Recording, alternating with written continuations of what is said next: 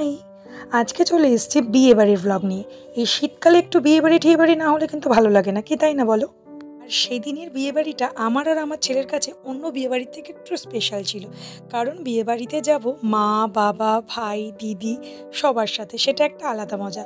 আরও একটা আলাদা মজা দেখো, এই যে দিদি ভাইয়ের সাথে দেখা হয়ে গেল। আমি কিন্তু জানতামই না দিদিভাই এত কাছাকাছি রয়েছে, তাই এক্সপেকটেশনের বাইরে কিছু ঘটে গেলে সেটার মজা একটা আলাদাই হয়।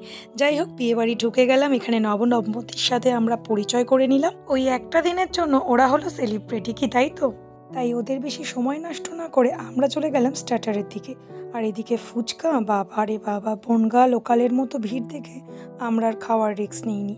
তাই আমি আর দিদি বসে বসে দুজনে কফি খেতে খেতে একটু গল্প করছিলাম, কারণ একটু বাদেই তো আবার বাড়ি ফিরে যাবো, তাই না?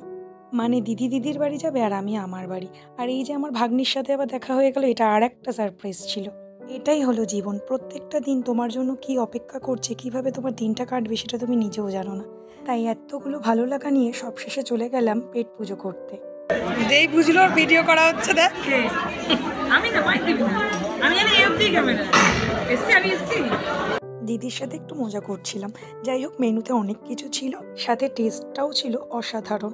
আর আমার যেটা পছন্দ এই মিষ্টি, তাই মিষ্টিটা খুব মজা করে আমি খাচ্ছিলাম অন্যগুলোর থেকে। খাওয়া দাওয়া শেষ মানে এক্ষুনি কাছের মানুষগুলোকে ছেড়ে দূরে চলে যাব ভেবে একটু খারাপ লাগছিল। খারাপ লাগাটা ক্ষণিকের, কারণ এটা এখন অভ্যাসে পরিণত হয়েছে। যাই হোক, বাড়ি তো ফিরতেই হবে। এদিকে বাবা ছেলে ট্রেনে ঘুমাতে ঘুমাতেই চলে গেল। আর বাড়ি ফেরার সময় যা শীত করছিল, আমাদের মেয়েদের না বিয়ে বাড়িতে শীত লাগে না, শীতটা লাগে যখন আমরা বাড়ি ফিরি। ভিডিওটা কেমন লাগলো সবাই জানিও। সবাই ভালো থেকো, সুস্থ থেকো, বাই।